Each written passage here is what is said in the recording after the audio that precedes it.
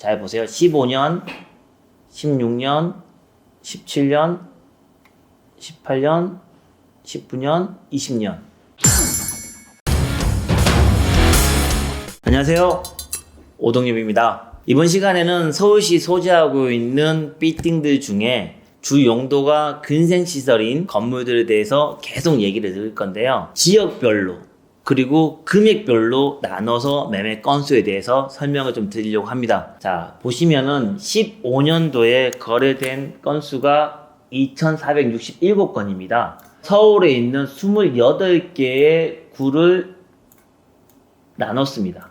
제일 많이 거래된 구가 강남구입니다. 15년도에도 183건, 그 다음에 관악구에서 두 번째로. 그러니까 가격적인 요소는 제외시키고요. 매매 건수만 구별로 나눠 놓은 겁니다.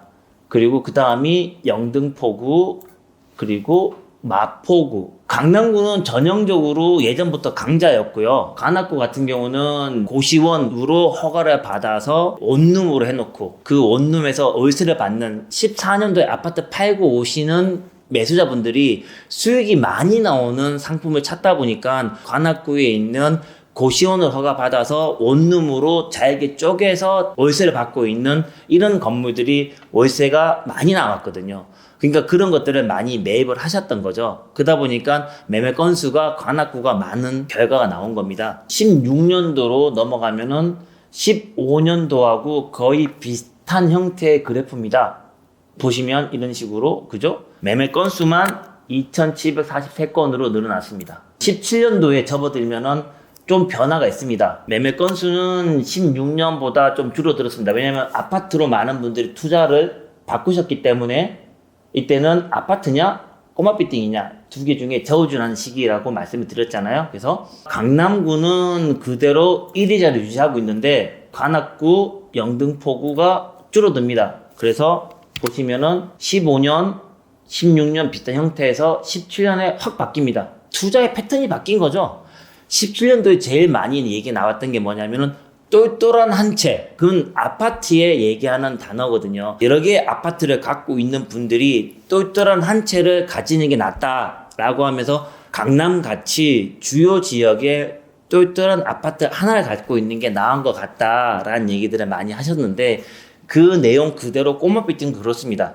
여러 개의 꼬마 빌딩을 가지고 있을 수 있는 재력이 안 된다고 하면은 가장 좋은 위치에 건물을 매입을 하는 게 낫겠다라고 하다 보니까 이때부터 강남이라고 하는 단어가 조금 더 시장에 인정을 받은 거죠. 18년도 넘어오면서 보시면은 강남구가 계속 거래 건수가 많은 것들은 여전하고요.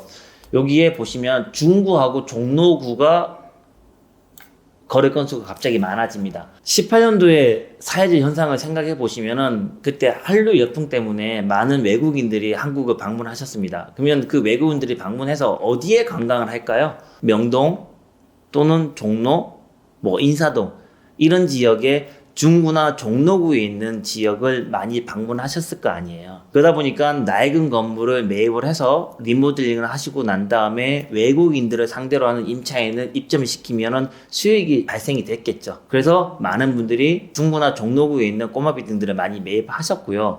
또는 외국인들이 이제 한국 방문하면은 호텔에서 자야 되지 않습니까? 그러면 호텔을 지어야 되는데 그러면 호텔 지을 수 있는 부지들을 매입을 하면서 거래 건수가 종로구하고 중구에서 많이 거래가 됐습니다.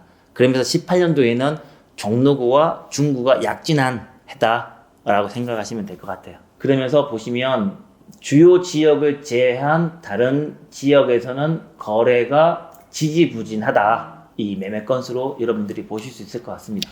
19년도 접어들어서 강남구의 매매 건수는 더 늘어납니다.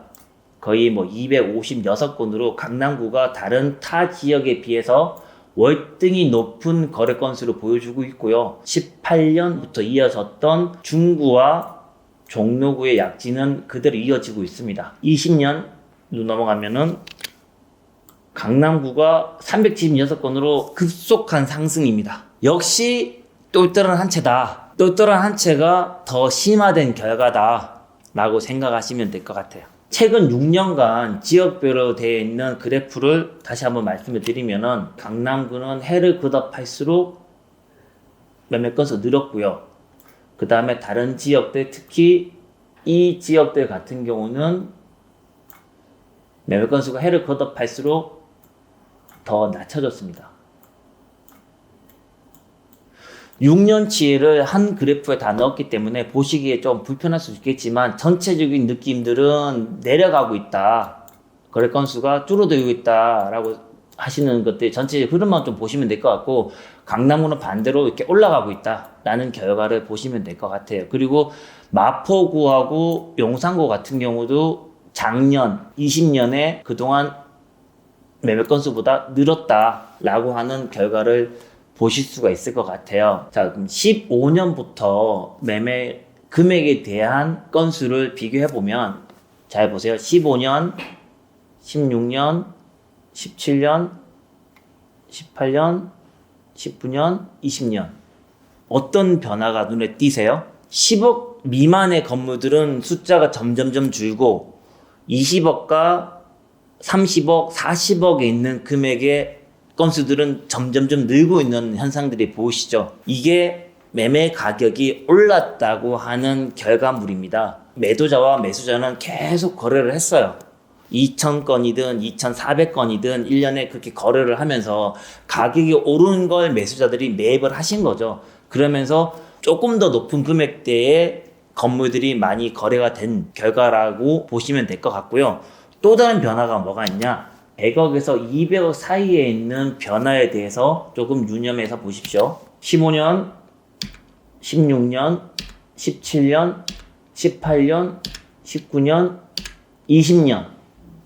보시는 것처럼 100억에서 200억 사이에 있는 이 금액대가 조금씩 매매 건수가 늘었습니다. 이건 왜 그럴까요? 사시는 집도 전세보다는 자가로 다리 쭉 뻗고 내 집에서 살고 싶다라고 하는 게 사람 마음이잖아요. 그러면은 회사를 운영하고 있는 대표님도 똑같은 생각이지 않을까요?